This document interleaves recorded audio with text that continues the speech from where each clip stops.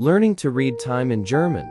In our daily lives, situations often arise where reading time becomes essential, whether at the airport, office, or train station. In this lesson, we'll delve into the art of telling time in German. Basics of time.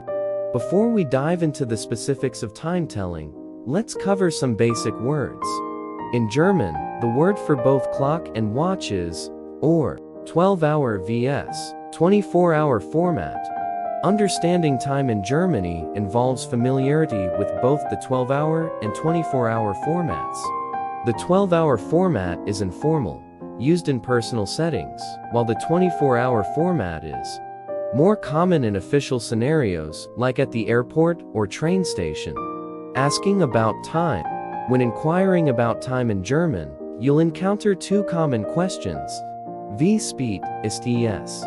What time is it? And wie viel Uhr ist es? How many o'clock is it? Answering time queries. Answering is straightforward. For example, instead of saying eins for 1 o'clock, you simply say ein. This pattern continues, such as zwei becoming zwei Uhr, or Fenzen becoming Fenzen Uhr. Practice exercise. Let's put your knowledge to the test. Answer the following. Wie spät ist es? Your response should be Wie viel Uhr ist es? Your response. Bonus: share the current time on your watch or clock in the comments below. Further learning. To enhance your skills, explore our video series on weekdays, Wokentage, and ensure you're familiar with German numbers. Conclusion.